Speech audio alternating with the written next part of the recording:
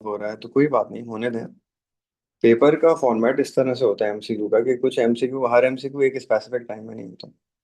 कोई थ्योरी वाले आते हैं वो जल्दी हो जाते हैं, कोई कैलकुलेशन वाले एमसीक्यू आते हैं वो टाइम लेते हैं। कोई एमसीक्यू 3 मिनट में होता है, कोई आधे मिनट में हो जाता है, कोई 1 मिनट में हो जाता है, कोई 1.5 मिनट में हो जाता है। तो इस तरह से होता है। अभी तो फिलहाल टाइम को नहीं देखें, अभी आप एमसीक्यू और उसका कॉन्सेप्ट जितने एमसीक्यू करें वो याद रहने चाहिए आपको, उतने ही करें जो कैपेसिटी है। उसमें जो गलत हो वो बार बार करते जाएं, जो मुश्किल लगे उसको मार्क कर लें, याद रखिएगा, वो मार्क करके रखिएगा कि कल को आपको दोबारा करने होंगे वो, तो आप आके दोबारा कर सकें। अभी देखें, ये पहले एमसीक्यू है। तो पहले एमसीक्यू क्या है? Why does a business charge depreciation? ये एमसीक्यू रिपीटेड है। ये एक इस साल और इस साल आया। डेप्रिसिएशन क्यों चार्ज करते हैं? To be able to replace asset? नहीं, एसेट रिप्लेस करने के लिए आपको कैश चाहिए। डेप्रिसिएशन नॉन कैश होता है, डेप्रिसिएशन का कैश से कोई ताल्लुक नहीं है। To charge cost of an asset to each period that benefits from its use, ये है कि आप डेप्रिसिएशन की जो खरीदी आपने, एसेट एसेट खरीदा है 1 लाख रुपए का, आप उसको 5 साल इस्तेमाल करेंगे तो हर साल उसकी कॉस्ट 1 लाख जितने का खरीदा उसको तोड़ देंगे, 20,000 20,000 20,000 20,000 20,000 5 साल में। तो आप कॉस्ट को स्प्रेड करते हैं उसकी लाइफ के ऊपर। To treat each asset according to concept of consistency? नहीं, कंसिस्टेंसी कॉन्सेप्ट ये कहता है कि आप मेथड और पॉलिसी से कंसिस्टेंट रहें, आप अपने मेथड और पॉलिसी को चेंज ना करें। मेथड और पॉलिसी से क्या रहना चाहिए? बिजनेस को कंसिस्टेंट रहना चाहिए, वो कंसिस्टेंसी कॉन्सेप्ट होता है। इसका उससे फिलहाल यूज नहीं है। मेरे ख्याल से बी आंसर है, टू ओनली। ठीक है, नेक्स्ट वाला।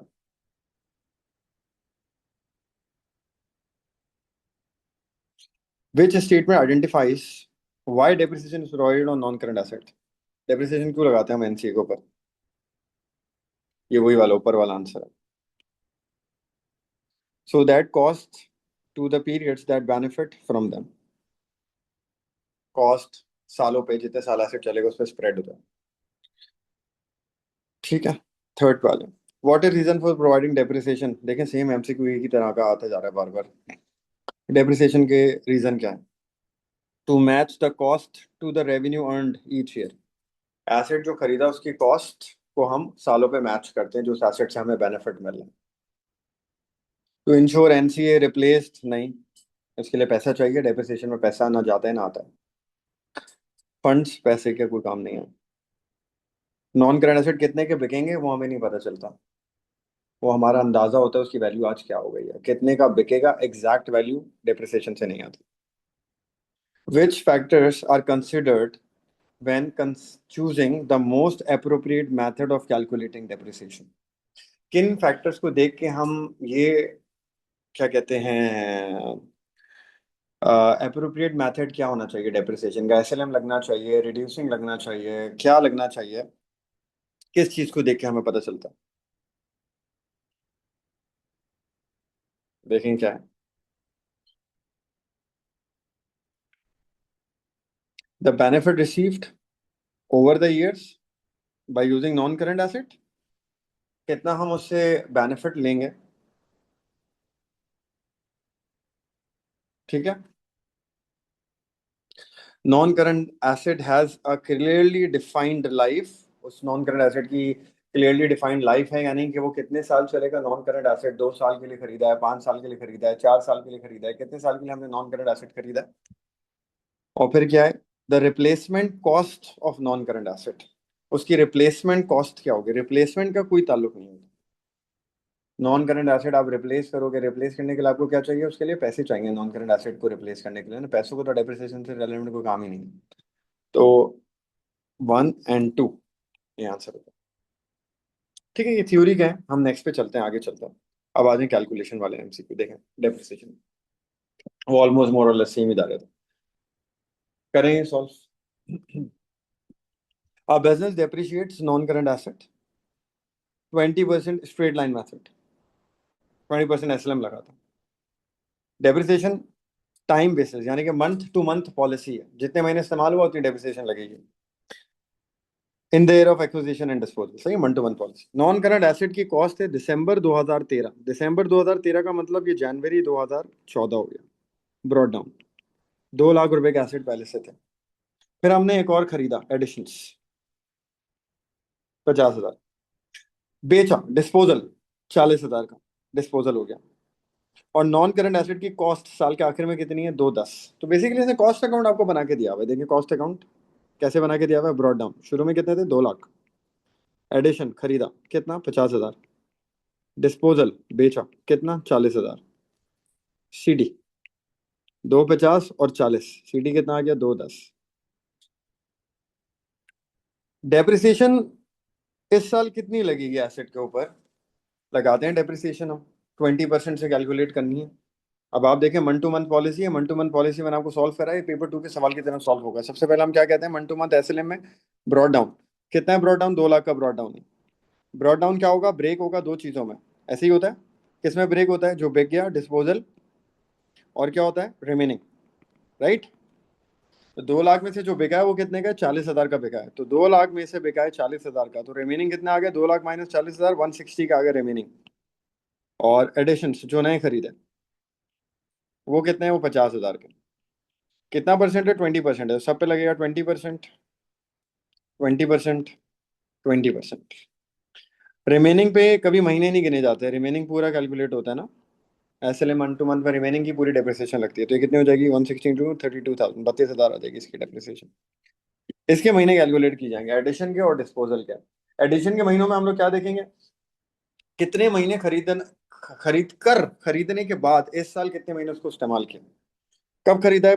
1 जनवरी को खरीदा है, 1 जनवरी को खरीदा है। साल कब खत्म होता है? दिसंबर में। पूरे साल की डेप्रिसिएशन लगेगी। जनवरी में खरीदा, दिसंबर में साल खत्म होता है, 12 महीने और पूरे साल की डेप्रिसिएशन 12/12 मतलब 20% पूरा, तो हो जाएगी 10,000। डिस्पोजल पे आ जाए, इसके भी महीने गिनेंगे, कितने महीने इस्तेमाल करके बेचा है।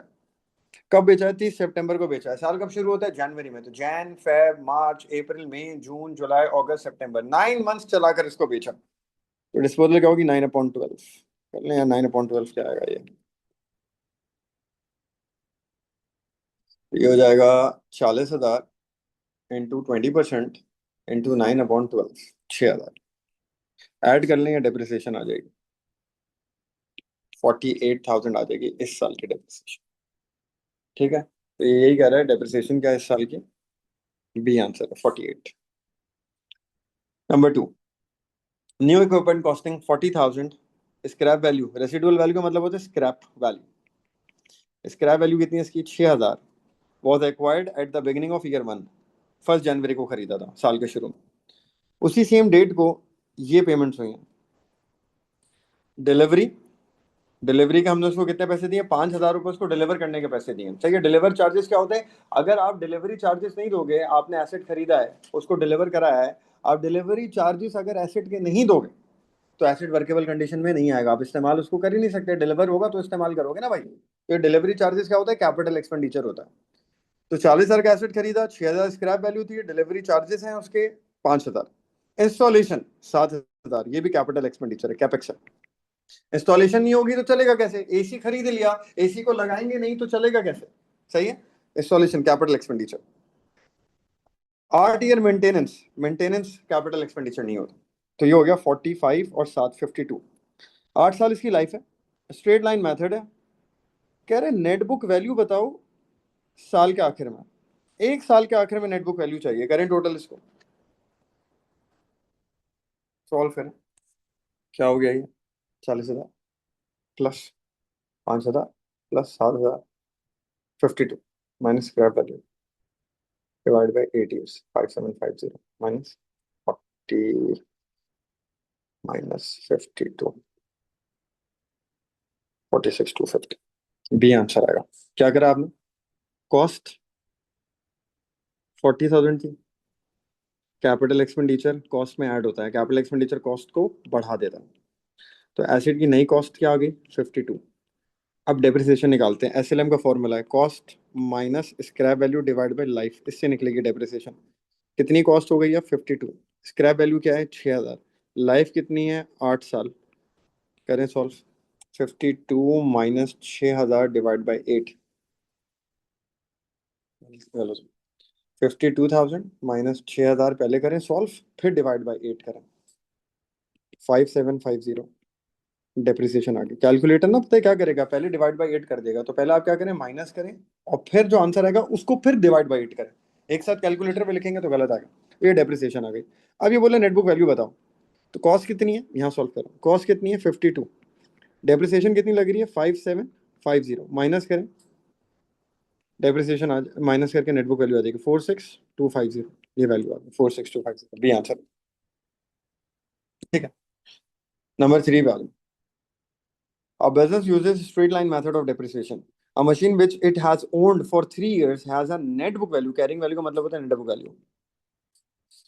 स्ट्रेट लाइन यूज करता है, 3 साल से एक एसेट है, 3 साल डेप्रिशिएट भी किया हुआ, 3 साल से इस्तेमाल कर रहे हैं, 3 साल डेप्रिसिएशन के बाद 13,000 का बचा है वो। तो एसेट खरीदा, डेप्रिशिएट हुआ, डेप्रिशिएट हुआ, डेप्रिशिएट हुआ, 3 साल की डेप्रिसिएशन के बाद वो कितने का बचा है, 13,000 का बचा। When purchased, it was estimated that it had a life of 5 years, 5 साल लाइफ है, और स्क्रैप वैल्यू क्या है इसकी, 5,000 स्क्रैप वैल्यू है इसकी। कॉस्ट बताओ मशीन की क्या है। अब आप ये देखें, कॉस्ट ऑफ एसेट पता नहीं है, पता नहीं है। इसमें से हमने माइनस करी डेप्रिसिएशन। स्ट्रेट लाइन में हर साल की क्या होती है, सेम होती है। 3 साल की डेप्रिसिएशन लगी है, 3 साल की डेप्रिसिएशन लगने के बाद एसेट कितने का, 13,000 इसकी नेटबुक वैल्यू। क्या नेटबुक वैल्यू आ रही है इसकी, 13,000 इसकी नेटबुक वैल्यू है। कॉस्ट क्या है बताएं, सॉल्व करें इसको। ये सारे ऑप्शंस रख लें, ये कॉस्ट रख के देखें आंसर ये आ रहा है नहीं आ रहा, ये कॉस्ट रख के देखें आंसर ये आ रहा है नहीं आ रहा, ये कॉस्ट रख के देखें आंसर आ रहा है नहीं आ रहा, ये रख के देखें आंसर आ जाएगा आपका। डेप्रिसिएशन निकलेगी 1 साल की, निकालें फॉर्मूले से। क्या फॉर्मूला है भाई, cost minus scrap value divide by life, depreciation आएगी। कॉस्ट अभी हमें पता नहीं है, स्क्रैप वैल्यू पता है कितनी है, 5,000 है, ठीक है 5,000 है स्क्रैप वैल्यू, 5,000 है। रेसिडुअल से लाइफ कितनी है 5 ईयर्स, लाइफ कितनी है 5 ईयर्स।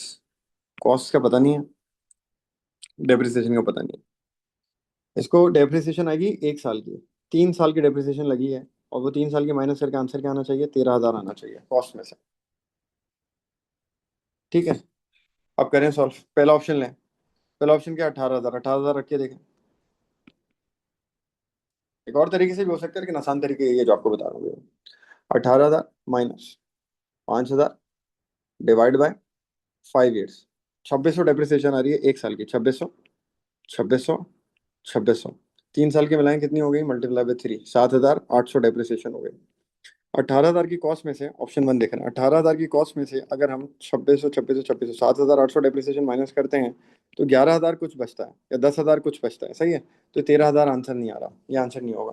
दूसरा ऑप्शन रखें, ऑप्शन 2 क्या है, कितनी कॉस्ट बता रहा है ऑप्शन 2 में, 20,000 रख के देखें। अगर हम चलें 20,000 रखते हैं option 2, 20,000 minus 5,000 scrap value divide by life 5 years, क्या आ रहा है, 15,000, 3,000 डेप्रिसिएशन आ रही है। 3 साल की क्या हो जाएगी, 3,000, 3,000, 3,000, 9,000 हो जाएगी 3 साल की डेप्रिसिएशन।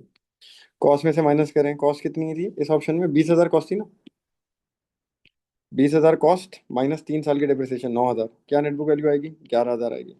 ये भी ऑप्शन नहीं है, 13,000 आनी चाहिए 3 साल के बाद, ये कह रहा है वो। थर्ड ऑप्शन पाए, 25,000 रख के देखें, 25,000 minus 5,000 divide by 5 years life, ये डेप्रिसिएशन आएगी 20, 20 में 4,000 आएगी।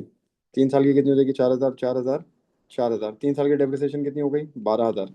कॉस्ट कितनी है 25,000, 3 साल की डेप्रिसिएशन कितनी हो गई, 12,000। नेटबुक वैल्यू 3 साल की डेप्रिसिएशन के बाद क्या आ गई, 13,000। यही आंसर है, तो सी आंसर हो जाएगा इसका, ऑप्शन सी। क्या है, 25,000 कॉस्ट, ठीक। ये इस तरह से होगा, देखिए अगर स्क्रैप वैल्यू नहीं होती ना, सिर्फ परसेंटेज होती है, जैसे वो कहते हैं 20% डिप्रिशिएट करते आ रहे हैं, तो मैं कहता 20, 20, 20, 60% डिप्रिशिएट हो गया। जैसे मैंने आपको बताया कॉस्ट निकालते कैसे, 60% डिप्रिशिएट हो गया तो 40% बचा है, तो ये जो 13,000 है ये 40% है, 100% कितना होगा, कॉस्ट आ जाती है। लेकिन यहाँ सिनेरियो डिफरेंट है, यहाँ क्या है, cost minus scrap value divide by life. तो हमें क्या करा, हमने पहले ऑप्शन ए की कॉस्ट रख के देखी सॉल्व करके, फिर 2 की रख के देखी सॉल्व करके, फिर 3 रखी, 3 का आंसर आ गया, तो 3 आंसर। नंबर 4 पे आ जाए, MCQ number 4। Financial year of a business ends on 31 दिसंबर, 31 दिसंबर में साल खत्म होता है। At the beginning of the year the following payments were made in respect of a new machine, ये नई मशीन खरीदी, ये पेमेंट हुई 60,000 और 10,000 इंस्टॉलेशन, कैपिटल एक्सपेंडिचर होता है इंस्टॉलेशन। तो एसेट कितने का हो गया हमारा, ये एसेट हो गया हमारा 70,000 का। तो 70,000 का एसेट हमने खरीदा है। ये डिस्कवर किया है, इंस्टॉलेशन कॉस्ट गलत एज एन एक्सपेंस ट्रीट कर लिया है इसको हमने। कैपिटल एक्सपेंडिचर है, ये एक्सपेंस में नहीं आना चाहिए, एनसीए में ऐड होता है ये, हमने इसको गलती से एक्सपेंस में डाल दिया। 20% एसएलएम से डेप्रिशिएट करना था, क्या इफेक्ट आएगा इस गलती का? अब हुआ क्या देखें, कॉस्ट कितनी थी 70,000, 70,000 को डेप्रिशिएट होना चाहिए था कितना 20%, 14,000 डेप्रिसिएशन आनी चाहिए थी, खत्म खलास ये होना चाहिए था। उसने करा क्या, उसने 60,000 को डेप्रिशिएट किया, उसने डेप्रिसिएशन लगाई 12,000 और इस 10,000 को उसने एक्सपेंस में डाल दिया पूरा पूरा, तो उसने खर्चा क्या ले लिया 22,000। तो गलती उसकी ये थी कि उसने खर्चे में 22,000 डाला हुआ है डेप्रिसिएशन और ये खर्चा मिला के, उसने खर्चे में 22,000 डाला हुआ है, जबकि एक्चुअली खर्चे में कितना डालना चाहिए था 14,000 खर्चे में डालना चाहिए था, उसने कितना डाला हुआ है 22,000 डाला हुआ है, तो उसने 8,000 का एक्सपेंस ज्यादा डाला हुआ है। भाई डेप्रिसिएशन 12,000 लिखी हुई है, लेकिन 10,000 का इंस्टॉलेशन भी तो खर्चे में डाला हुआ है, तो 12 10 22,000, तो 14 के बजाय 22, 8,000 खर्चा ज्यादा डाला हुआ है, यानी कि प्रॉफिट उसका 8,000 कम हुआ हुआ है। तो वो क्या पूछ रहा है, प्रॉफिट क्या हुआ है? प्रॉफिट 8,000 अंडरस्टेटेड है, कम हुआ हुआ है इसका प्रॉफिट 8,000। सही, अभी हमें इसके और एमसीक्यूज करने हैं, अब हम इसकी कल और क्लास रख लेंगे थोड़ी लंबी, ज्यादा एमसीक्यूज कर लेंगे, इसको अभी फिलहाल हम एंड कर देते हैं। सही है, नमाज भी पढ़नी है, चलो फिर ख्याल रखें अपना, अल्लाह हाफिज।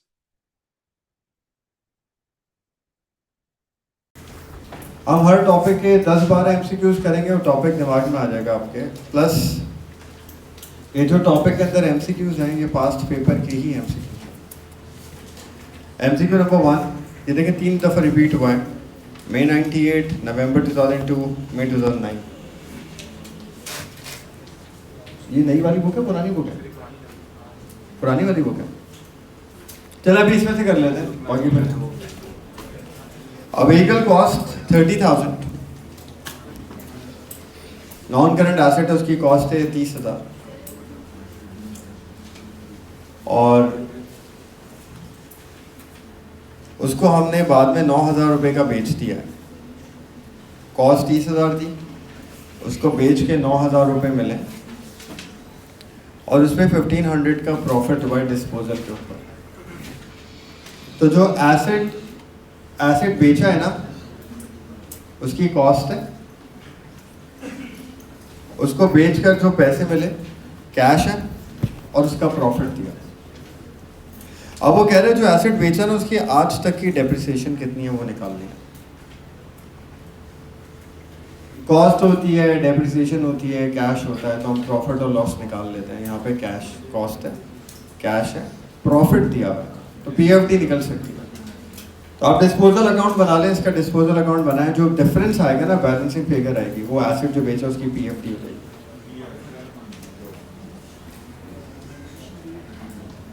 देखें जैसे disposal account, cost, PFD, cash, loss इधर आता है और प्रॉफिट यहाँ पर आता है ना। अब इसमें से क्या क्या इंफॉर्मेशन है। नंबर 1, जो बेचा उसकी कॉस्ट कितनी है 30,000, तो एसेट जो बेचा उसकी कॉस्ट आ गई 30,000। उसकी कैश कितना मिला उसको बेच के, 9,000 कैश मिला ना उसको बेच के, उसको कैश मिला है 9,000 रुपये। लॉस तो हुआ नहीं है उसके ऊपर, प्रॉफिट हुआ है 1,500 रुपये का। ये पीएफडी निकाल ली, सही। तो जो बेचा उसकी कॉस्ट, कैश, प्रॉफिट, लॉस हुआ नहीं है क्योंकि प्रॉफिट हुआ एक ही चीज़ होगी ना, या तो प्रॉफिट या लॉस, कोई एक चीज़ ही हो सकती है ना, प्रॉफिट हुआ। और जो फर्क आएगा बैलेंसिंग फिगर आएगी वो पीएफडी आ जाएगी। देख लें कितनी आ रही है, कितनी 22, 22,500 आ गई। तो आंसर डी हो गया। नेक्स्ट देखें, which item may be included in a balance sheet at more than historical cost। more than historical cost का मतलब जितने का खरीदा था उससे ज्यादा की वैल्यू पे क्या चीज रिकॉर्ड हो सकती है। कॉस्ट से ऊपर, कॉस्ट से ऊपर का मतलब आपने जितने का खरीदा उससे ज़्यादा का रिकॉर्ड करने का मतलब आप उसको रीवैल्यू कर सकते हैं, रीवैल्यूशन हो रही है। तो कौन सा एसेट है जिसको हम रीवैल्यू करते हैं? गुडविल तो हम लिखते नहीं हैं, परचेज होती है तो लिखते हैं। रिसर्च एक्सपेंडिचर्स नहीं होते, डेवलपमेंट एक्सपेंडिचर, खैर ये E2 की चीज़ है, ये भी नहीं होता। WIP वर्क इन प्रोग्रेस, इसको हम कॉस्ट पे रिकॉर्ड करते हैं, ये इन्वेंट्री का पार्ट है ना। WIP वर्क इन प्रोग्रेस क्या होता है? इन्वेंट्री होता है, raw material, work in progress, finish goods, inventory. और इन्वेंट्री हमेशा किस पे लिखी जाती है? कॉस्ट को पर लिखी जाती है, मार्केट वैल्यू पे रिकॉर्ड नहीं होती। तो मार्केट वैल्यू पे क्या चीज़ लिख सकते हैं? लैंड एंड बिल्डिंग, ठीक। तो लैंड एंड बिल्डिंग रीवैल्यू हो जाता है ना, बढ़ जाता है, कम हो जाता है, जितने का खरीदा उससे ज़्यादा पे जा रहा है तो हम रीवैल्यू करके उस पर रिकॉर्ड कर सकते हैं। इसके बाद देखें, what is ignored in calculation of depreciation of non current assets. जब हम नॉन करंट एसेट्स की डेप्रिसिएशन निकाल रहे होते हैं तो किस चीज़ को इग्नोर करते हैं? कॉस्ट पे तो लगती है डेप्रिसिएशन, लाइफ, अच्छा स्क्रैप वैल्यू भी देखी जाती है, स्ट्रेट लाइन वाले फॉर्मूले में देखी जाती है scrap value, cost minus scrap value divide by life, life भी आ जाती है उसमें। ये क्या है? मेंटेनेंस कॉस्ट हम नहीं देखते हैं, क्योंकि मेंटेनेंस कॉस्ट क्या होता है? खर्चा है ना, ये तो इनकम स्टेटमेंट में चला जाता है। डेप्रिसिएशन से इसका कोई ताल्लुक नहीं है। बाकी तीनों चीजें आती हैं। फॉर्मूला क्या है स्ट्रेट लाइन का? Cost minus scrap value divide by life. तो कॉस्ट भी देखी जा रही है, स्क्रैप वैल्यू भी देखी जा रही है, लाइफ भी देखी जा रही है। तो क्या चीज नहीं देख रहे? मेंटेनेंस कॉस्ट नहीं देख रहे। मेंटेनेंस कॉस्ट क्या होती है? Repair and maintenance. Repair and maintenance तो नॉर्मल इनकम स्टेटमेंट में एक्सपेंस में चला जाता है ना, उसका डेप्रिसिएशन लगने ना लगने से कोई ताल्लुक नहीं है, तो उसको नहीं देखें। Number 4, business boys a machine for 40,000। जो मशीन खरीदी उसकी कॉस्ट कितनी है? 40,000 उसकी कॉस्ट है, और उसको डेप्रिशिएट करते हैं 10% पर एनम से, using reducing balance method, RBM, reducing balance method उसको डेप्रिशिएट करता है। तो बहुत आसान से MCQ कह रहा है, सेकंड ईयर की डेप्रिसिएशन बता दें यार इसकी। अच्छा एक बात याद रखिएगा, रिड्यूसिंग बैलेंस मेथड में स्क्रैप वैल्यू को कंसिडर नहीं किया जाता। अगर स्क्रैप वैल्यू दी भी होती है तो RBM के अंदर स्क्रैप वैल्यू नहीं देखते, सिर्फ स्ट्रेट लाइन में देखते हैं। इसकी दूसरे साल की डेप्रिसिएशन निकालते हैं, बस ये करना है। जो भी आंसर आ रहा है, कॉस्ट कितनी है? 40,000 है। RBM में क्या होता है? पहले पुरानी डेप्रिसिएशन माइनस करते हैं। तो ये फर्स्ट ईयर है, पुरानी कोई डेप्रिसिएशन नहीं है। कितना है? 40,000 है। 10% लगा दें इस पर, कितना आया? तो पहले साल की आ गई 4,000। दूसरे साल की बात करें, पहले पुरानी माइनस करेंगे, पुरानी कितनी लग चुकी है? 4,000 लग चुकी है। तो 40,000 माइनस 4,000 कितना बचा? 10% लगा दें। दूसरे साल की कितनी आ गई डेप्रिसिएशन? 3,600। अब ये दो बातें पूछ सकता है यहाँ पे जो आपको ख्याल रखना है। वो पूछ सकता है 2 सालों की डेप्रिसिएशन बताओ, तो 2 साल की प्लस करके बताते हैं। वो 2 सालों की नहीं पूछ रहे, कह रहे हैं दूसरे साल की बता दें, सिर्फ सेकंड ईयर की डेप्रिसिएशन बता दें। तो सेकंड ईयर की कितनी हो गई? 3,600। 2 सालों की होती तो कितनी होती? 4,000 और 3,600, 7,600 होती। और सिर्फ सेकंड ईयर की पूछा, दूसरे साल की कितनी है? 3,600। तो रिक्वायरमेंट देख रही है कि वो पूछ क्या रहा है MCQ में। नेक्स्ट देखें, why are non current assets depreciated. Non current assets को हम डेप्रिशिएट क्यों करते हैं? To allow for the increase in repair with use. Repair maintenance इसका कोई डेप्रिसिएशन से लिंक नहीं है, ठीक। To provide cash for replacement. Depreciation लगाने से ना पैसे आते हैं ना पैसे जाते हैं। डेप्रिसिएशन के अंदर पैसों की इन्वॉल्वमेंट नहीं होती, नॉन कैश होता है, तो ना कैश आता है ना कैश जाता है, ये भी नहीं। To show their current value in balance sheet. Current value is market value, asset की करंट वैल्यू, आज के दिन एसेट की जो वैल्यू है वो कौन सी वैल्यू उसकी? मार्केट वैल्यू होती है। तो करंट वैल्यू हम किसको बोलते हैं? मार्केट वैल्यू को बोलते हैं। तो मार्केट वैल्यू तो रीवैल्यूएशन से आती है, डेप्रिसिएशन से नहीं आती। डेप्रिसिएशन से उसकी करीब करीब की वैल्यू आ जाती है, करीब जो उसकी वैल्यू होती है। मार्केट वैल्यू पूरी नहीं निकलती। आप डेप्रिसिएशन लगाए जा रहे हैं तो आपकी मार्केट वैल्यू आती जा रही है, नहीं, रीवैल्यूएशन करने से मार्केट वैल्यू आती है, डेप्रिसिएशन से नहीं आती market value. So that income statement includes a charge for their use. Depreciation जो हम नॉन करंट एसेट को इस्तेमाल करते हैं, जब नॉन करंट एसेट इस्तेमाल होता है इस वजह से वो डेप्रिशिएट होता है. और जब डेप्रिसिएशन लगती है तो डेप्रिसिएशन कहाँ आती है? इनकम स्टेटमेंट के एक्सपेंस में आती है. तो ये इनकम स्टेटमेंट में इनका चार्ज जो यूज़ कर रहे हैं वो चार्ज रिकॉर्ड होता है. ये आंसर है. अब जो इस तरह की थ्योरी वाले एमसीक्यूज हैं ये बहुत ज़्यादा आते हैं पेपर के अंदर, तो हमेशा आपको कंफ्यूजन रहती है थ्योरी वाले एमसीक्यूज पे कि आपने सही किया है नहीं किया, इसका आंसर क्या होगा, सी होगा, डी होगा, बी होगा. ये एमसीक्यूज का प्रॉब्लम है. कैलकुलेशंस अब कम आती हैं, थ्योरी वाले एमसीक्यूज अब ज़्यादा आते हैं. कैलकुलेशन के एमसीक्यू 10-12 आएंगे, 15-18 एमसीक्यू थ्योरी वाले आए हुए होते हैं पेपर के अंदर. तो उसके लिए आपके कॉन्सेप्ट बहुत स्ट्रॉन्ग होने चाहिए तभी वो होते हैं, वरना नहीं होते. इसके बाद नेक्स्ट एमसीक्यू देखें. अब business purchases a computer for 3200. ये कंप्यूटर खरीदा, इसकी कॉस्ट कितनी है? 3200 इसकी कॉस्ट है, इतने का खरीदा. इसकी लाइफ होगी 5 साल और रेसिडुअल वैल्यू का मतलब स्क्रैप वैल्यू होगी 700. यार साथ प्लीज एमसीक्यूज कर लो यार. आप लोग जो बैठे हैं पढ़ लें, जिनको नहीं पढ़ना बातें करनी है प्लीज बाहर चले जाए. बाद में कुछ होता नहीं है पेपर के अंदर, होते रहते हैं दूसरों को ब्लेम करने पर.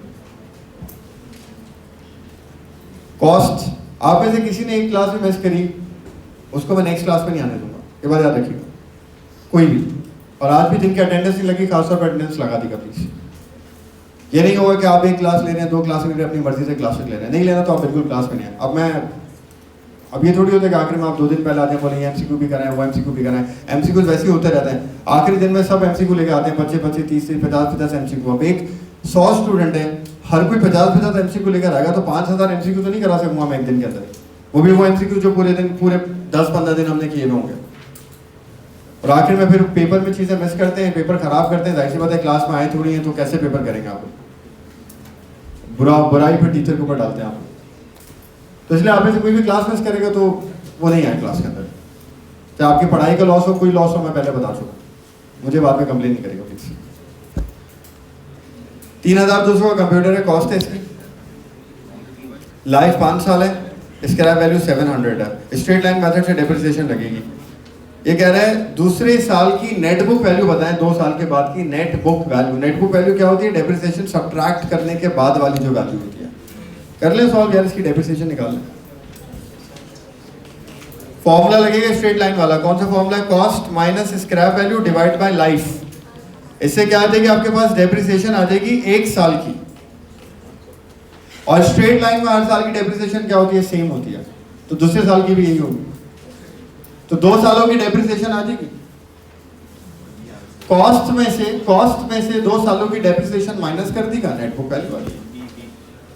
कितनी आ रही है डेप्रिसिएशन? 3200 कॉस्ट है, माइनस स्क्रैप वैल्यू कितनी है? 700 डिवाइड बाय लाइफ कितनी है? 5 साल डिवाइड करते कितनी आ रही है? 500 आ रही है. तो 1 साल की डेप्रिसिएशन 500 है, तो 2 साल की कितनी हो गई? 1000 हो जाएगी. 500 और 500, 1000 डेप्रिसिएशन आ जाएगी 2 सालों की. और नेट बुक वैल्यू निकालने के लिए क्या करना पड़ेगा? कॉस्ट माइनस डेप्रिसिएशन आज तक की. तो कॉस्ट 3200 माइनस 2 सालों की डेप्रिसिएशन कितनी हो गई? 1000. तो नेट बुक वैल्यू कितनी आ गई? 2000. ये नेट बुक. तो कंपैरेटिवली डेप्रिसिएशन के एमसीक्यूज आसान है. डेप्रिसिएशन का पेपर 2 में टॉपिक मुश्किल है, सवाल मुश्किल आता है, लेकिन एमसीक्यूज फिर भी आप देख रहे हैं नॉर्मली आसान है. ज़्यादातर क्या है? डेप्रिसिएशन कैलकुलेट करनी है, नेट बुक वैल्यू निकालनी है, प्रॉफिट और लॉस ऑन डिस्पोजल निकालना है. डेप्रिसिएशन की डबल एंट्री पूछ सकता है, डिस्पोजल की डबल एंट्रीज पूछ सकता है. जब डिस्पोज होता है एसेट तो डबल एंट्री क्या बनती है? यही चीजें हैं डेप्रिसिएशन. इसके बाद नंबर 7 देखें.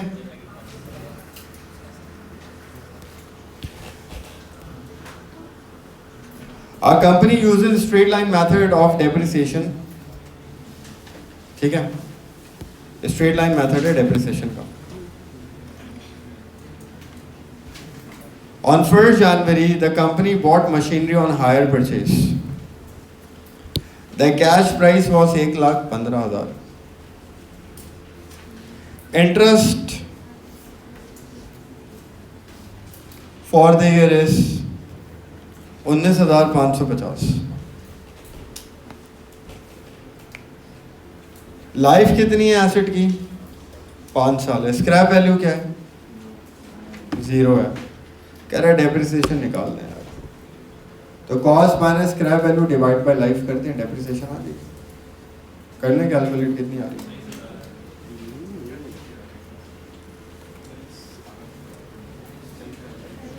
Cost minus scrap value divide by life. Depreciation निकालनी है ना, इंटरेस्ट का कोई ताल्लुक थोड़ी है इससे। डेप्रिसिएशन कैलकुलेट करनी है, कर लें आराम से।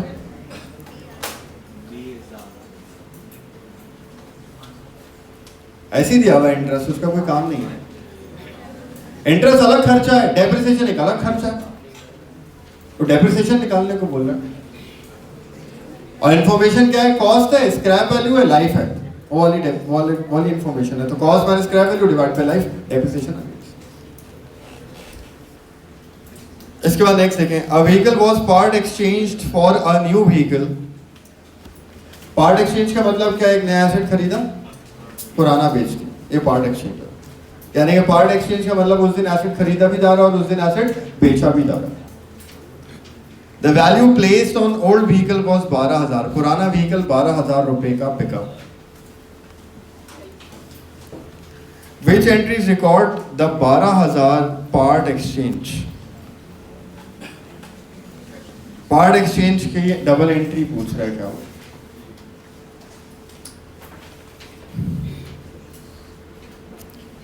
देखिए, पैसे आए तो नहीं है, एसेट बिका है, पार्ट एक्सचेंज हुआ है एसेट।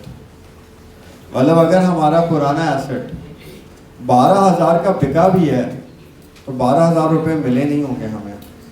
जो हमने नया एसेट खरीदा होगा ना, उसमें 12,000 रुपये कट गए होंगे पुराने एसेट के, पैसे आए नहीं होंगे उसके अंदर। सही है? तो वो कह रहा है एक एसेट हमने पुराना बेचा और नया खरीद लिया, पार्ट एक्सचेंज हो गया। जो पुराना बेचा वो 12,000 का बिका, तो 12,000 का जब वो बिका तो 12,000 का बेचने के बाद उसके हमें पैसे मिले होंगे? 12,000 नहीं मिले होंगे। हमने नया एसेट खरीदा ना उसके बदले, तो जो नया एसेट खरीदा उसमें कट गए होंगे 12,000 रुपए, और फिर नया एसेट के मजीद पैसे दिए होंगे नहीं दिए होंगे, वो एक अलग बात है। तो अब ये यहाँ से इसकी डबल एंट्री पूछा, डबल एंट्री क्या बनेगी? पहले ऑप्शन में देखें कैश डेबिट, पैसे तो आए नहीं होंगे ना, कैश डेबिट कैसे होगा? पैसे आएंगे नहीं, एक्सचेंज हुआ है। समझ आ रही बात? एक नई कुर्सी खरीदी 6,000 रुपए की, पुरानी कुर्सी बेच दी, पुरानी कुर्सी बिकी 2,000 रुपए की, तो 2,000 रुपए हमें मिलेंगे थोड़ी। जो नई 6,000 की कुर्सी है उसमें से 2,000 पुरानी कुर्सी के कट जाएंगे, कितने रह जाएंगे? बाकी 4,000 वो हम उसको दे देंगे। यही होता है ना, जब एक्सचेंज में कोई चीज खरीदते हैं तो पैसे कटते हैं ना, उसके पैसे मिलते थोड़ी हमें उस चीज के। दूसरा ऑप्शन क्या है? Motor vehicle debit. Motor vehicle तो हम खरीद रहे हैं एक, सही है, डेबिट हो रहा है। लेकिन कैश क्रेडिट ये तो यहाँ नहीं बताया कि पैसे गए कितने हमारे पास, ये बताया पुराना वाला बिका है 12,000 का, कितने पैसे गए ये भी नहीं बताया। सी में कह रहा है डिस्पोजल डेबिट और मोटर व्हीकल क्रेडिट, ये फिर भी समझ में आती है एंट्री कुछ। ये एसेट जो हम बेच रहे हैं उसकी कॉस्ट को हटाने की डबल एंट्री है। और डिस्पोजल में डबल एंट्रीज क्या बनती हैं? डिस्पोजल की 4 एंट्रीज बनती है ना, एक डिस्पोजल डेबिट और कॉस्ट एसेट, एक ये बनती है। एक प्रोविजन फॉर डेप्रिसिएशन को खत्म करने की बनती है, पीएफडी डेबिट और डिस्पोजल।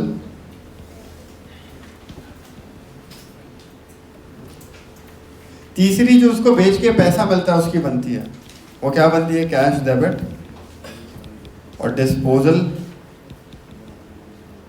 और चौथी क्या बनती है? लॉस होता है तो लॉस डेबिट और डिस्पोजल। और अगर प्रॉफिट होता है लॉस के बजाय तो प्रॉफिट इनकम है, इनकम क्या होती है? क्रेडिट और डिस्पोजल अकाउंट। ये डिस्पोजल की एंट्रीज बनती है। कैश वाली हो नहीं सकती क्योंकि पैसे मिल नहीं रहे एसेट को बेच के यहाँ पे, कैश वाली नहीं हो सकती, एसेट बेच के पैसे नहीं मिल रहे।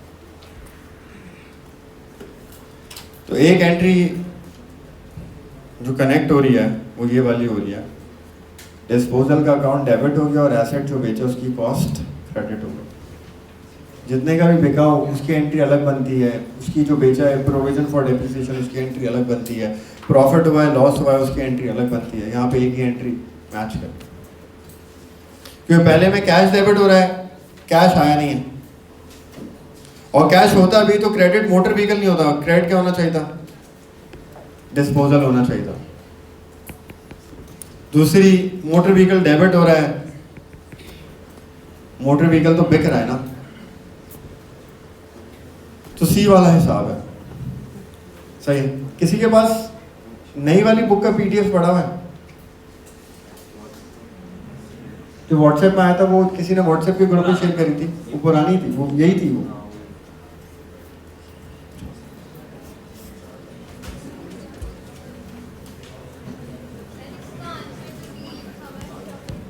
क्या आंसर? यार डी तो नहीं हो सकता ना, डिस्पोजल क्रेडिट कैसे हो सकता है? डी नहीं हो सकता।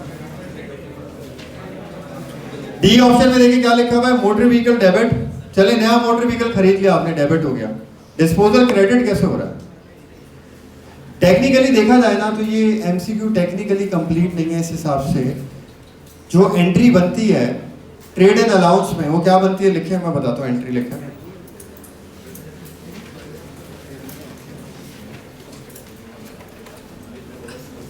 न्यू व्हीकल, नए व्हीकल के हिसाब से बात करें तो लिखे एंट्री पूरी double entry. New vehicle debit, जो नया वाला खरीदा वो डेबिट हो गया, new vehicle debit. Old vehicle cost credit, जो पुराना व्हीकल बेचा उसकी कॉस्ट क्रेडिट।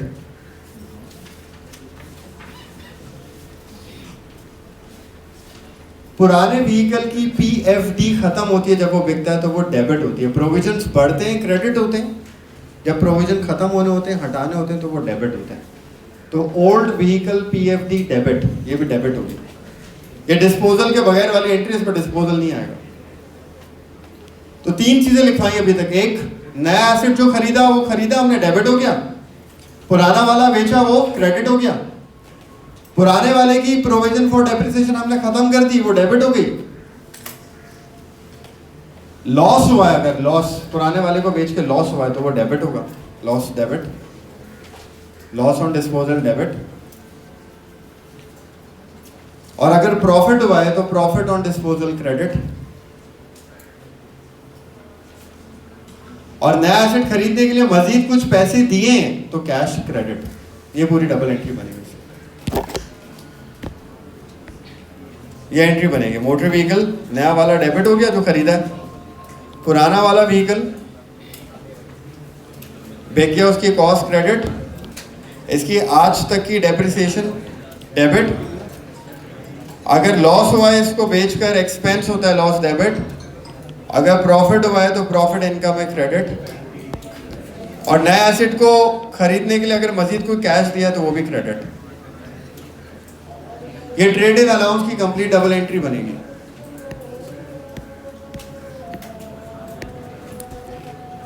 वरना डिस्पोजल वाली एंट्रीज क्या होती है? डिस्पोजल वाली एंट्री टूट टूट के बनती है।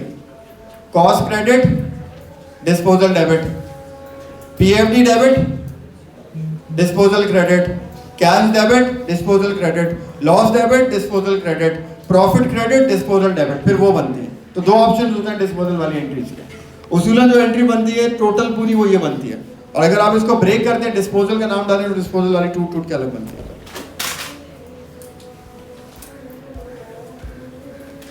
इसके बाद एमसीक्यू नंबर 9 देखें। ये बिल्कुल वैसे ही सेम एमसीक्यूज है जो कंप्यूटर वाला भी किया था। देखें, business buys a computer for 2200 on 1 January 1998। 2200 रुपए का कंप्यूटर खरीदा, ये इसकी कॉस्ट है। कंप्यूटर 4 साल चलेगा और 4 साल के बाद वो 280 रुपए का बिक जाएगा। जितने का बिक जाएगा वो क्या है, उसकी scrap value. Straight line method depreciation का लगेगा। 1999 की डेप्रिसिएशन पूछ रहा है, depreciation charge for the year ended 31 दिसंबर 1999। 1998 में खरीदा, 1999 की डेप्रिसिएशन पूछ रहा है। कैलकुलेट कर लें, स्ट्रेट लाइन है, जो एक साल की होगी वही दूसरे साल की होगी, तो डेप्रिसिएशन बतानी इसमें कितनी आ रही है। Cost minus scrap value divide by life वाले फॉर्मूले से हो जाएगा, सही।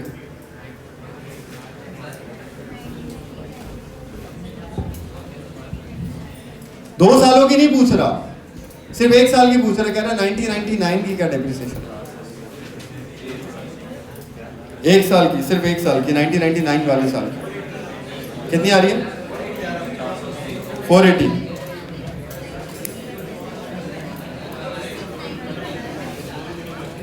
इसके बाद नेक्स्ट एमसीक्यू देखें,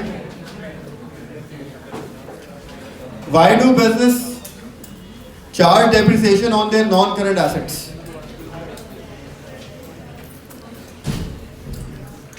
देखिए बिजनेस डेप्रिसिएशन क्यों चार्ज करते हैं नॉन करंट एसेट्स पे? Number 1, to ensure sufficient cash, ये वही वाला एमसीक्यू है जो अभी किया था।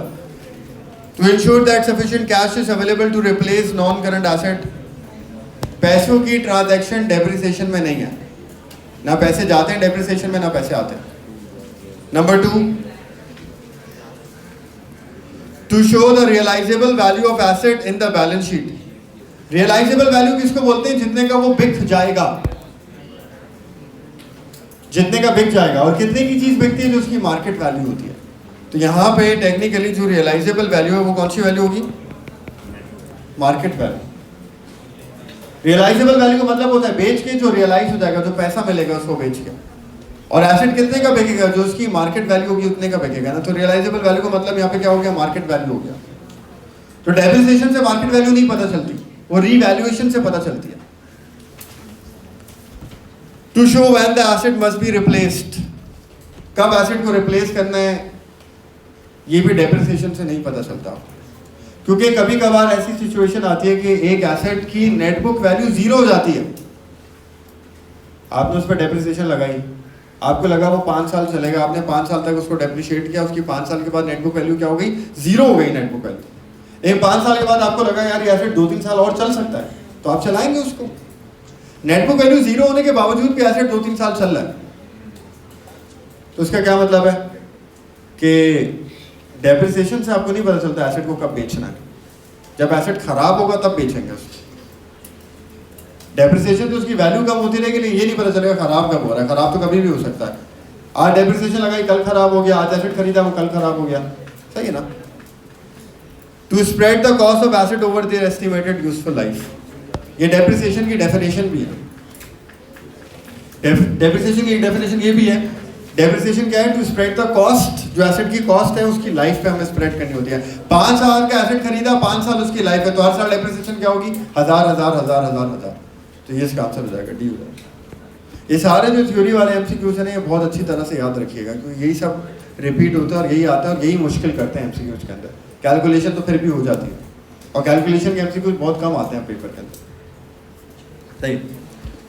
अब इसके बाद एक काम करते हैं, हम सिंगल एंट्री वाले एमसीक्यूज कर लेते हैं, या बैड डेट के कर लेते हैं।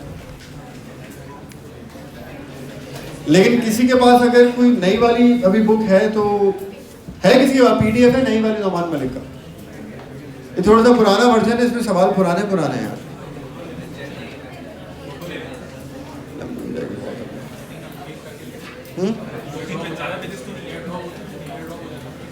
किस चीज का? ठीक है अभी रख लें, फिर बाद में देख लें। चलो अभी इसी के कर लेते हैं, सिंगल एंट्री कर लेते हैं, थोड़ा या ये कर लेते हैं। देखें बैड डेट और प्रोविजन फॉर बैड डेट के एमसीक्यूज भी थोड़े से मुश्किल होते हैं। एमसीक्यू नंबर 6 देखें।